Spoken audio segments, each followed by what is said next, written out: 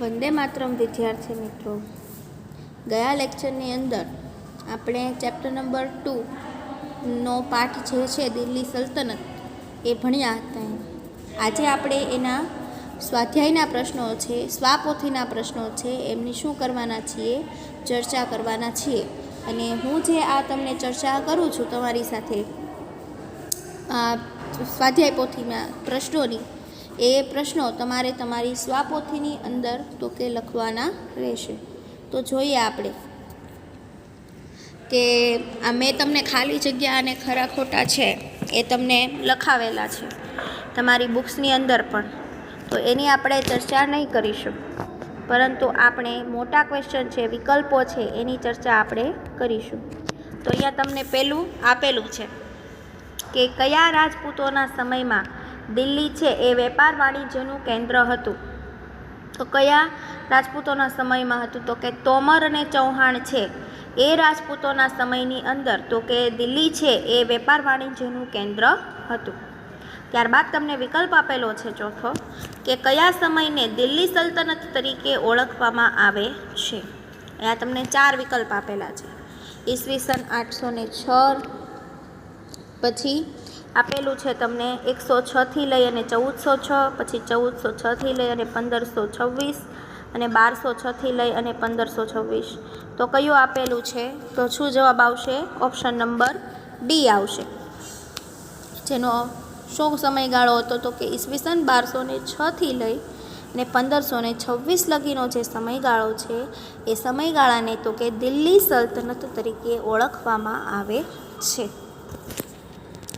ત્યારબાદ તમને આપેલા છે કે દિલ્હી સલ્તનતની અંદર સત્તા ભોગવનાર જે વંશો છે 5, એના નામ લખો. આ ક્વેશ્ચન તમને પૂછાઈ શકે છે.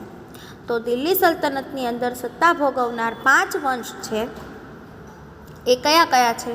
તો કે પહેલું છે ગુલામ વંશ, બીજું છે ખલજી વંશ, ત્રીજું છે તુગલક વંશ, ચોથું છે સૈયદ વંશ અને પાંચમું છે લોધી વંશ. આ ક્વેશ્ચન તમને એક્ઝામમાં પૂછાઈ શકે છે, બરાબર. ત્યારબાદ તમને આપેલું છે શાસકો અને ગુલામ વંશ. એની અંદર ગુલામ વંશ પહેલો વંશ છે, એના વિશેની વાત કરી છે.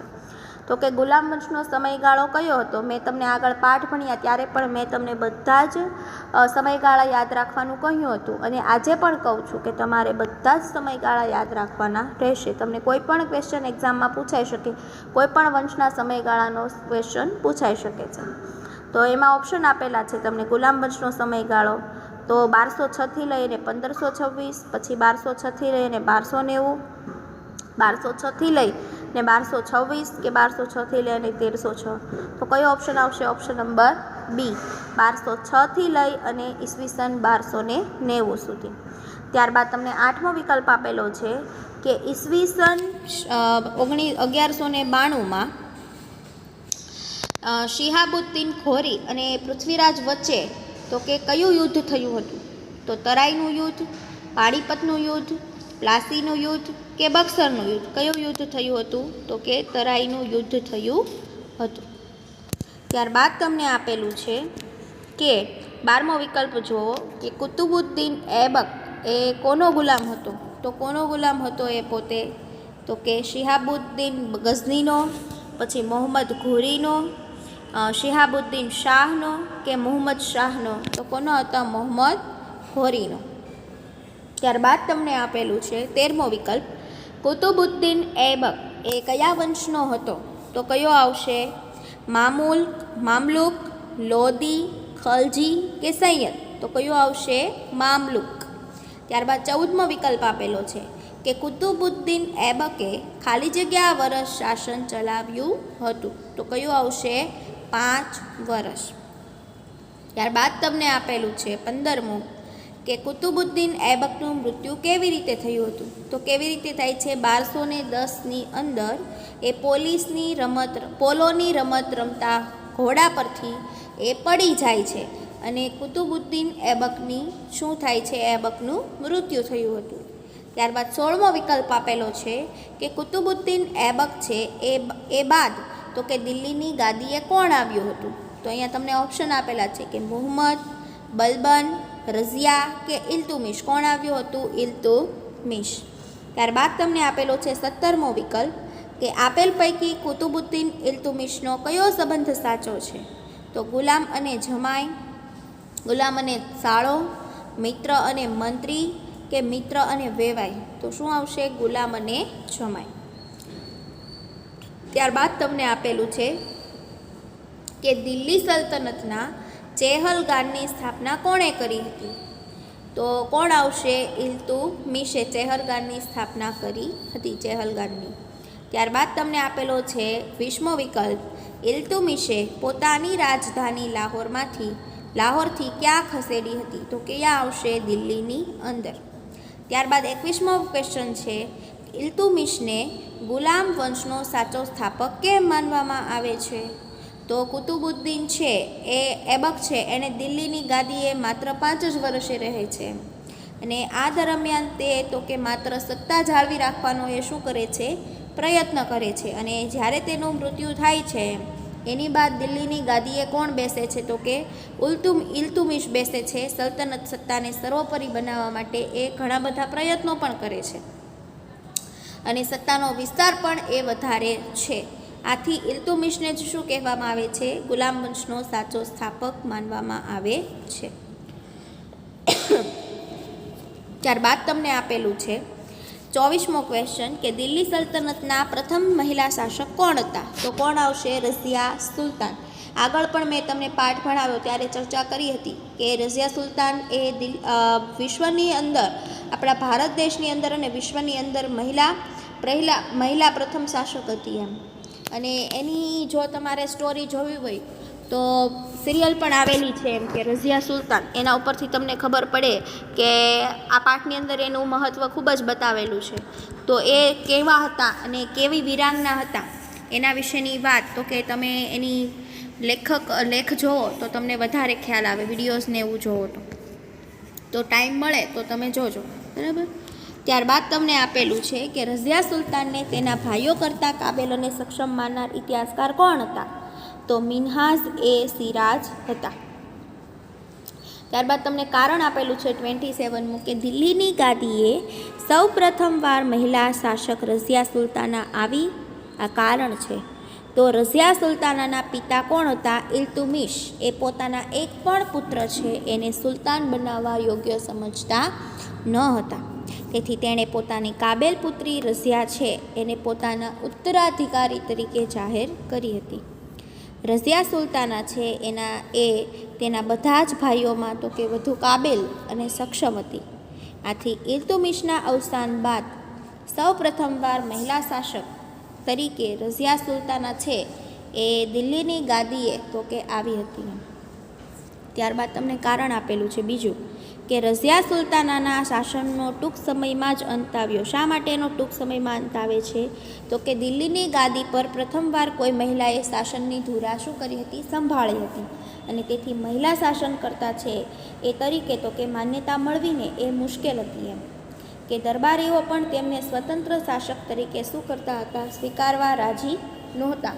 અને અમીરોની સત્તા અને લાલસા છે અને સતત ચાલતા જે વિદ્રોહ છે કે એના કારણે તો કે ટૂંક સમયની અંદર જ તો કે રઝિયા સુલતાનાનું જે શાસન છે એનો અંત આવે છે. ત્યારબાદ 29મો ક્વેશ્ચન છે કે રઝિયા સુલતાના બાદ દિલ્હીની ગાદીએ કોણ બેઠું? તો કોણ બેસે છે? નાસરુદ્દીન. પછી ઇલ્તુમિશના પુત્ર નાસરુદ્દીને દિલ્હી પર કેટલા વર્ષ શાસન કર્યું? તો 12 વર્ષ, 21 વર્ષ, 25 વર્ષ કે 30 વર્ષ? તો કેટલા વર્ષ કરે છે? પોતે 21 વર્ષ શાસન કરે છે. ત્યારબાદ તમને આપેલું છે 32મું કે ગ્યાસુદ્દીન બલ્બને ઇલ્તુમિશ દ્વારા બનાવાયેલ કયા દળોનો નાશ કરાયો? ચેહલગાન, રહેમગાન, પાયદળ કે અશ્વદળ? તો કયું આવશે? ત્યારબાદ તમને આપેલું છે કે ગ્યાસુદ્દીન બલ્બને તો કે ગ્યાસુદ્દીન બલ્બને ચેહલગાન દળને કેમ વિખેરી નાખ્યું? સમજાવો. તો ઇલ્તુમિશે સલ્તનત સત્તાને સર્વોપરી બનાવવા ચેહલગાનની શું કરી હતી? રચના કરી હતી. શાના માટે ચેહલગાનની રચના કરે છે? તો કે સત્તાને સર્વોપરી બનાવવા માટે. પરંતુ ઇલ્તુમિશ છે એના મૃત્યુ બાદ તો કે રઝિયા સુલતાન છે એ શાસનકાળમાં તો કે ચેહલગાનના અમીરોની સત્તા લાલસા કેવી થઈ જાય છે, વધી જાય છે. અને રઝિયાના અંત બાદ અમીરોએ જ નાસરુદ્દીનને શું બેસાડે છે, તો કે દિલ્હીની ગાદીએ બેસાડે છે. અને આમ આ અમીરોની પકડ દિલ્હીની ગાદી ઉપર કેવી બની જાય છે, તો કે મજબૂત થતી જાય છે. અને દિલ્હીના શાસન પરથી તો કે અમીરોની પકડ હળવી કરવા માટે ગ્યાસુદ્દીન બલ્બને તો કે ચેહલગાન દળને શું કરવામાં આવે છે, વિખેરી નાખે છે. અને સુલતાનનું સ્થાન કેવું બને છે, તો કે મજબૂત બનાવે છે. ત્યારબાદ તમને આપેલું છે કે ગ્યાસુદ્દીન બલ્બને કેટલા વર્ષ શાસન કર્યું. બલ્બને તો કેટલા વર્ષ કર્યું છે, એણે 22 વર્ષ કરેલું છે. ત્યારબાદ તમને ખલજી વંશ વિશે માહિતી આપેલી છે. તો ખલજી વંશના શાસનની શરૂઆત કરનાર કોણ હતું, તો કે જલાલુદ્દીન ખલજી હતા. આપણે પાઠમાં જોઈ ગયા છીએ. ત્યારબાદ તમને આપેલું છે કે અલાઉદ્દીન ખલજી વિશે ટૂંકમાં ટૂંક નોંધ લખો. તો શું આવશે, જલાલુદ્દીન ખલજી બાદ તો કે અલાઉદ્દીન ખલજી છે એ દિલ્હીની ગાદીને શું કરે છે, સંભાળે છે. તેમણે ઉત્તર ભારત છે, ગુજરાત છે અને દક્ષિણ ભારત છે એના પર એ શું મેળવે છે, વિજય પ્રાપ્ત કરે છે. અને પોતાનું સામ્રાજ્ય છે એનું શું કરે છે, પોતે વિસ્તાર કરે છે. અને દિલ્હીની અંદર એ સ્થાયી સેનાની પણ શરૂઆત કરે છે. તેમણે સૈન્યના ઘોડા છે, અનેક સૈનિકોની વિશિષ્ટ ઓળખ માટે એ દાગ અને ચહેરા પદ્ધતિની પણ શું કરે છે, શરૂઆત કરે છે. અને આ ઉપરાંત એ ભાવ નિયમન છે, બજાર નિયંત્રણ છે અને સંગ્રહખોરી નિયમન છે જેવા વહીવટી સુધારા પણ એ કરે છે. ત્યારબાદ તમને આપેલો છે 46મો ક્વેશ્ચન કે દિલ્હીમાં ખલજી વંશ બાદ કયા વંશની સ્થાપના થાય છે. કયા વંશની સ્થાપના થાય છે, તુગલક. ત્યારબાદ તમને આપેલું છે કે આપેલ પૈકી કયા અભાવને કારણે મુહમ્મદ બિન તુગલકની યોજનાઓ છે એ નિષ્ફળ ગઈ હતી. તો કયા યોજનાઓને કારણે, તો કે આયોજનબદ્ધ અમલીકરણના કારણે. ત્યારબાદ દિલ્હીના કયા શાસકની યોજના તરંગી યોજના તરીકે ઓળખાય છે. તો કયો આવશે, મુહમ્મદ તુગલક. એને તરંગી યોજના તરીકે ઓળખાય છે. ત્યારબાદ તમને આપેલું છે કે મુહમ્મદ બી તુગલક છે એણે ઘડેલી જે યોજનાઓ છે એમાં તરંગી યોજનાઓ તરીકે સ્થાન પામી છે એ સમજાવવાનું છે. તો મુહમ્મદ બિન તુગલક છે એ કેવા હતા, તો કે પ્રતિભાવંત સુલતાન હતા. તેમણે પોતાની રાજધાની છે એને સુરક્ષિત રાખવા માટે તો કે દિલ્હીથી દૌલતાબાદ સ્થળાંતર કરાવી અને પાછી ફરીથી દિલ્હીને શું બનાવે છે, તો કે રાજધાની બનાવે છે. અને તેના અમલમાં મૂકેલ જે પ્રતિક મુદ્રા પ્રયોગ છે એ યોજના શું થાય છે, નિષ્ફળ જાય છે. આમ મુહમ્મદ તુગલકની યોજનાઓમાં તો કે વ્યવહારિકતાનો શું થાય છે, અભાવ હતો. અને તેણે પોતાનું આ જે આયોજન છે એને તબક્કાવાર અને આયોજનબદ્ધ અમલીકરણ શું નહોતું કર્યું. અને પરિણામે તેણે ઘડેલી જે યોજનાઓ છે એ તરંગી યોજનાઓ તરીકે ઇતિહાસમાં શું પામે છે, સ્થાન પામે છે. ત્યારબાદ તમને આપેલી છે ટૂંક નોંધ કે તુગલક વંશનું દિલ્હીમાં શાસન. તો કે દિલ્હી પર ઈસવીસન 1320થી લઈ અને ઈસવીસન 1414 સુધી તુગલક વંશનું શાસન છે એ ચાલ્યું હતું. એમ કે તેમાં મુહમ્મદ બિન તુગલક છે એના નામે તો કે પ્રતિભાવંત સુલતાન તો કે થઈ ગયા હતા. એમ અને તેણે કેટલીક યોજનાઓ છે એને અમલમાં મૂકી હતી. દિલ્હીથી દૌલતાબાદ રાજધાનીનું સ્થળાંતર, પ્રતિક મુદ્રા પ્રયોગ વગેરે યોજનાઓનો સમાવેશ થાય છે. પરંતુ મોટાભાગની યોજનાઓ છે એ વ્યવહારિકતા અને આયોજનબદ્ધ અમલીકરણના અભાવને કારણે તો કે નિષ્ફળ જાય છે. અને તેથી તે તરંગી યોજનાઓ કહેવાય છે. કે તેના સમયમાં ઇબ્ન બતુતા ભારતની મુલાકાતે આવે છે અને તેને બાદ તેનો પિતરાઈ છે ફિરોજ શાહ તુગલક એ દિલ્હીની ગાદીએ બેસે છે અને તેનું અવસાન થાય છે. અને ત્યારબાદ તો કે તૈમૂર લંગે છે એ દિલ્હી ઉપર આક્રમણ કરે છે અને તુગલક સત્તાના પાયા શું થઈ જાય છે, હચમચી જાય છે. હચમચી ગયા હોય છે અને તુગલક સત્તા છે એ કેવી બને છે, તો કે મર્યાદિત બને છે. ત્યારબાદ તમને આપેલો છે 56 નંબરનો ક્વેશ્ચન કે સૈયદ વંશ બાદ કયા વંશની સ્થાપના થઈ હતી. તો કયા વંશની સ્થાપના થઈ? સૈયદ વંશ બાદ તો કે લોધી વંશની. ત્યારબાદ મને ઓળખો આપેલું છે કે હું લોધી વંશનો સ્થાપક છું. તો કોણ હતું લોધી વંશનો સ્થાપક? બહલોલ લોધી હતા. ત્યારબાદ તમને આપેલું છે 58મું કે બહલોલ લોધી સલ્તનતનો પ્રથમ ખાલી જગ્યા શાસક હતો. તો શું આવશે? અફઘાન શાસક હતા.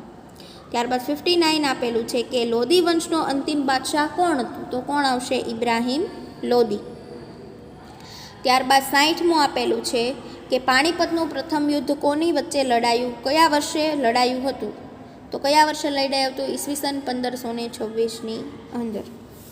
ત્યારબાદ તમને આપેલું છે ટૂંક નોંધ કે સલ્તનત શાસનની રાજ્ય વ્યવસ્થા.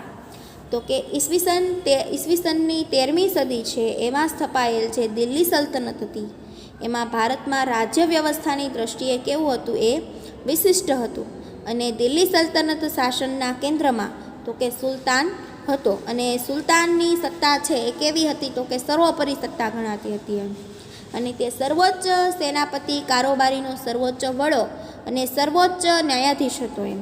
કે સુલતાનને મદદ કરવા એક મંત્રીમંડળ હતું એમ. અને મંત્રીમંડળના જે મંત્રીઓ છે એ અને અધિકારીઓ છે એ નિમણૂક તો કે સુલતાન કરતો એમ. કે એની નિમણૂક સુલતાન કરતો. અને સલ્તનત શાસન વ્યવસ્થા છે એ કેન્દ્રીય, પ્રાંતીય અને સ્થાનિક એમ 3 ભાગમાં તો કે વહેંચાયેલી હતી. કેન્દ્રીય શાસનમાં કોણ આવતું? તો કે સુલતાન અને મંત્રીમંડળ મુખ્ય હતા. અને સુલતાનનો પ્રધાનમંત્રી શું હતો? એનો વજીર કહેવાતો એમ. અને તે વહીવટી તંત્રનો શું હતો? વડો હતો. ત્યારબાદ મંત્રીમંડળની અંદર કોનો સમાવેશ થતો? તો કે સેના વિભાગ છે, પત્ર વિભાગ છે, પછી ધર્મ વિભાગ છે, વિદેશ વિભાગ છે, ગુપ્તચર વિભાગ, આ પણ વિભાગો હતા. એ કોની અંડરમાં હતા? તો કે મંત્રી મંડળની. ત્યારબાદ સલ્તનત કાળમાં પ્રાંતીય શાસન અંતર્ગત પ્રાંતને જાગીર એટલે કે એકતામાં વહેંચવામાં આવતું હતું એમ. અને એકતાનો વડો છે એ ઇક્તેદાર કે મુક્તિ કહેવાતો હતો એમ. અને તે પ્રાંતની કારોબારી અને ન્યાયતંત્રનો શું હતો? વડો હતો. તે જમીન મહેસૂલ એકત્ર કરતો હતો અને સુલતાનને જરૂર પડે ત્યારે એ લશ્કરી મદદ પણ કરતો હતો. અને પ્રાંત પછીના એકમને જિલ્લા અને તાલુકામાં શું કરવામાં આવતા? વહેંચવામાં આવતા હતા. અને જેમાં સ્થાનિક શાસન હેઠળ કાર્ય થતું. અને ગામનો વહીવટ છે એ કોણ કરતું? મુખી કરતો. અને તેને પરવારી અને કારકુન પણ મદદ કરતા હતા. ત્યારબાદ તમને આપેલું છે કે સલ્તનત શાસન વ્યવસ્થામાં સુલતાનનો પ્રધાનમંત્રી શું કહેવાતો? તો શું કહેવાતા હતા? આપણે આગળ જોયું, વજીર કહેવાતા હતા. ત્યારબાદ તમને આપેલું છે કે સલ્તનત શાસનમાં વહીવટી તંત્રનો વડો એટલે કોણ થતું? તો કે વઝીર. ત્યારબાદ તમને આપેલું છે સલ્તનત શાસનના કેન્દ્રીય શાસન વિશે ટૂંક નોંધ લખો. શોર્ટમાં પૂછાઈ શકે. તો એને કેન્દ્રીય શાસનના સ્થાને કોણ હતું? તો કે સલ્તનત શાસનમાં સુલતાન હતો. અને તે સર્વોચ્ચ સેનાપતિ હતો, કારોબારીનો સર્વોચ્ચ વડો હતો અને સર્વોચ્ચ ન્યાયાધીશ પણ હતો. તેમને મદદ કરવા તો કે મંત્રીમંડળ રહેતું જ હતું એમ. અને સુલતાન પછી દ્વિતીય સ્થાને રહેતું. કે સુલતાનનો પ્રધાનમંત્રી વજીર કહેવાતો અને તે વહીવટી તંત્રનો વડો હતો એમ. કે મંત્રીની અંદર આપણે આગળ જોયું કે સેના વિભાગ છે, પત્ર વ્યવહાર વિભાગ છે, ધર્મ વિભાગ છે, વિદેશ વિભાગ છે, ગુપ્તચર વિભાગ છે વગેરે જેવા વિભાગો હતા. ત્યારબાદ તમને 70 આપેલું છે કે સલ્તનત કાળમાં જાગીરમાં વહેંચાયેલ પ્રાંત ખાલી જગ્યા કહેવાતા. તો શું કહેવાતા? ઇક્તા કહેવાતા હતા. ત્યારબાદ તમને આપેલું છે કે આપેલ પૈકી કોના સમયમાં ઇક્તેદારો છે એના પર નિયંત્રણ સ્થાપવામાં આવેલ હતું? તો કોના ઉપર આવશે? અલાઉદ્દીન ખલજી અને મોહમ્મદ તુગલક. ત્યારબાદ તમને આપેલું છે કે સલ્તનત કાળમાં જિલ્લા અને તાલુકા અનુક્રમે ખાલી જગ્યા કહેવાતા હતા. શું કહેવાતા હતા? શીખ અને પરગણા. ત્યારબાદ આપેલું છે કે ભારતમાં દિલ્હી સલ્તનતની સ્થાપનાથી કઈ શૈલીના સ્થાપત્ય નિર્માણની શરૂઆત થઈ? તો કયું આવશે? તો કે ભારતીય ઇસ્લામિક. ત્યારબાદ તમને આપેલું છે કે આપેલ પૈકી કોણે કુતુબ મિનારનો જીર્ણોદ્ધાર કરાવ્યો હતો? કોણે કરાવ્યો હતો? તો કે ફિરોઝ શાહ તુગલક અને સિકંદર લોદીએ. ત્યારબાદ તમને આપેલું છે કે સલ્તનતના સમયના સ્થાપત્યનું શું કરો? વર્ણન કરો. તો દિલ્હી સલ્તનતની જ્યારે સ્થાપના થઈ તો કે ભારતની અંદર તો કે ભારતીય ઇસ્લામિક શૈલી છે એના સ્થાપત્યોના નિર્માણની શું થાય છે? શરૂઆત થાય છે. અને આ સમયે તો કે દિલ્હીના સમય દરમિયાન કિલ્લાઓ છે એ મકબરો તો કે મકાનો છે, બગીચા, દરવાજા, મિનારાઓ વગેરે શું કર્યા હતા તો કે રચાયા હતા. અને કુતુબુદ્દીન એબકે તો કે કુવત ઉલ ઇસ્લામ મસ્જિદ અને કુતુબ મિનારનું શું કરાવ્યું હતું? બાંધકામ શરૂ કરાવ્યું હતું. અને ઇલ્તુમિશે તો કે કુતુબ મિનારનું બાંધકામ છે એ પૂર્ણ કરાવ્યું. કુતુબુદ્દીને અજમેરમાં ઢાયકા દિનકા ઝોપડા નીહરું બનાવી મસ્જિદ બંધાવી. અને ઇલ્તુમિશે હોઝ એ શમ્મી છે, શમ્મી દરગાહ છે અને જુમા મસ્જિદ એ બંધાવે છે. એ જ્યારે શાસન કરતા હતા ત્યારે અજમેરની અંદર. અને અલાઉદ્દીન ખલજીએ અલાઈ દરવાજા, શેરી કિલ્લો અને શ્રીનગર તાહોજ એ ખાસનું શું કરાવ્યું હતું? નિર્માણ કરાવ્યું હતું. અને સૈયદ અને જે લોધી વંશ છે એણે મકબરા અને મસ્જિદોનું નિર્માણ કરાવ્યું હતું, જેમાં બંદલખાનનો ગુંબજ, પછી બડા ગુંબજ, મોઠની મસ્જિદ અને શિહાબુદ્દીનનો મકબરો સેવા છે મુખ્ય છે. આમ સલ્તનત સમયમાં દિલ્હીમાં અનેક કિલ્લાઓ છે, મસ્જિદો છે, તળાવો છે, મહેલો છે, સ્નાનાગારો છે, મકબરાઓ છે, પુલો છે, સરાઈઓ અને બગીચાઓ છે વગેરેનું શું થાય છે? નિર્માણ થયું હતું. ત્યારબાદ તમને આપેલું છે કે કયા વંશના સુલતાનો છે એ નિર્બળ બનતા દિલ્હી સલ્તનતના વિઘટનની પ્રક્રિયા શરૂ થાય છે? તો કયો વંશ આવશે? તુગલક વંશ. ત્યારબાદ આપેલું છે આપેલ પૈકી કયા બે વંશો છે એ દરમિયાન દિલ્હીના સલ્તનતના વિઘટનની પ્રક્રિયા કેવી બને છે? ઝડપી બને છે. તો કયો વંશ આવશે? સૈયદ અને લોધી વંશ. ત્યારબાદ તમને આપેલી છે ટૂંક નોંધ વિજયનગર સામ્રાજ્ય કે સલ્તનત શાસનની વિઘટન પ્રક્રિયા થાય છે એ દરમિયાન તો કે વિજયનગર કેવું હતું? સ્વતંત્ર થયું હતું. અને હરિહરરાય અને બુક્કારાય છે એ નામના બે ભાઈઓ છે એ ઈસવીસન 1336માં તુંગભદ્રા નદીના કિનારે પોતાના રાજ્યની રાજધાની શું કરે છે તો કે બનાવે છે અને વિજયનગરને સામ્રાજ્યનો પાયો નાખે છે. અને શરૂઆતમાં તેના ગુરુ કોણ હોય છે તો કે વિદ્યારણ્ય નામના નામ પરથી વિદ્યાનગર નામ રાખવામાં આવે છે. અને પાછળથી તેમના સમ્રાટોની લશ્કરી સફળતાને કારણે તે વિજયનગર તરીકે શું થાય છે? ઓળખાય છે. આમ સંગમ વંશ છે, સાલુ વંશ છે, તુલુ વંશ છે, અરવિંદુ વંશ છે એણે શું કર્યું? શાસન કર્યું હતું. અને તુલુ વંશનો કૃષ્ણદેવરાય છે વિજયનગર એ સામ્રાજ્યના શ્રેષ્ઠ શું હતા? શાસક હતા. અને કૃષ્ણદેવરાયના અવસાન બાદ વિજયનગરમાં આંતરિક સંઘર્ષ અને કાવતરા પણ શરૂ થયા હતા. અને 23મી જાન્યુઆરી 1565ના તાલીકોટાના યુદ્ધમાં મુસ્લિમ રાજ્યોના બનેલા સંઘની સામે વિજયનગરનો શું થાય છે? પરાજય થાય છે. અને આ યુદ્ધ બાદ પણ વિજયનગર સામ્રાજ્ય છે એક સદી સુધી ટકી રહ્યું, અને પરંતુ પહેલાં એની ભવ્યતા એ પ્રાપ્ત કરી શક્યું નહોતું. ત્યારબાદ તમને આપેલું છે કે વિજયનગર સામ્રાજ્યમાં સાલુ વંશનું શાસન કેટલું ચાલ્યું? તો કેટલા વર્ષ? 20 વર્ષ. ત્યારબાદ વિજયનગર સામ્રાજ્યમાં સાલુ વંશ બાદ કયા વંશની સ્થાપના થાય છે? તો કે તુલુ વંશની. ત્યારબાદ તમને આપેલું છે કૃષ્ણદેવરાય વિશે શું કરો? ટૂંક નોંધ લખો. તો વિજયનગર સામ્રાજ્યનો સર્વશ્રેષ્ઠ શાસક કોણ હતા? એટલે તુલુ વંશના કૃષ્ણદેવરાય. તેમણે ઘણા રાજ્યો છે એના પર વિજયો મેળવ્યા હતા અને મોટાભાગનું જીવન છે એણે યુદ્ધભૂમિ પર જ પસાર કર્યું હતું. આપણે પાઠમાં જોયું હતું. ને વહીવટીતંત્રનું પણ એ શું કરતા હતા? એણે ધ્યાન રાખ્યું હતું. રાજ્યમાં તળાવો છે, નહેરો ખોદાવી ખેતીવાડીને સમૃદ્ધ કરી તેમણે કેટલાક આરોગ્ય અને કરવેરાઓને પણ શું કર્યા હતા? નાબૂદ કરી અને લોકોનો પ્રેમ મેળવ્યો હતો. અને તેમણે તો કે તે વિદ્વાન પણ સાથે સાથે હતા, મંદિરોને શણગાર્યા પણ હતા એમ. અને તેમણે સંસ્કૃત અને તેલુગુ ભાષા છે એમાં કેટલાક ગ્રંથો પણ લખ્યા છે. તેમણે સાહિત્ય અને કલાને ઉત્તેજન આપે એવા આંધ્રના ભોજ તરીકે એ ઓળખ પામ્યા છે. ત્યારબાદ તમને આપેલું છે બહમનીનું રાજ્ય કે બહમનીનું રાજ્યનો સમયગાળો કેટલો છે? તો કે 1347થી લઈ અને 1518 સુધી. આ તુગલક વંશના સમયમાં જ દખ્ખણમાં જફરખાને ઈસવીસન 1347માં બહમની રાજ્યની શું કરે છે? સ્થાપના કરે છે. અને જફરખાને તો કે અલાઉદ્દીન બહમદ શાહ નામ પરથી એ ધારણ કરે અને સ્વતંત્ર શાસન કરે છે. ને પોતાની રાજધાનીને શું બનાવે છે? ગુલમર્ગ બનાવે છે. અને અનેક દેશો પ્રદેશોને એ પોતે જોડે છે. અને બહમની સામ્રાજ્યમાં તો કે અહમદ શાહ અને મુહમ્મદ શાહ છે આ ત્રીજો એનો નોંધપાત્ર ફાળો છે. એણે ગુલમબર્ગ બીડર ખસેડી હતી રાજધાની. અને મુહમ્મદ શાહ ત્રીજાનો વજીર મહમૂદ ગવાએ સક્ષમ વહીવટી તંત્રની શું કરી હતી? રચના કરી અને સત્તાને મજબૂત કરી હતી. અને ત્યારબાદ તો કે મહમૂદ શાહ બીજાના વજીર કાસિમ બરીદના હાથમાં સત્તા આવે છે અને બહમની સામ્રાજ્યનો શું આવે છે? અંત આવે છે. અને આ સામ્રાજ્ય છે એ બીજાપુર, અહમદનગર, ગોલકોંડા, બીડર અને બરાડ જેવા 5 રાજ્યોમાં શું થઈ જાય છે? વિભક્ત થઈ જાય છે.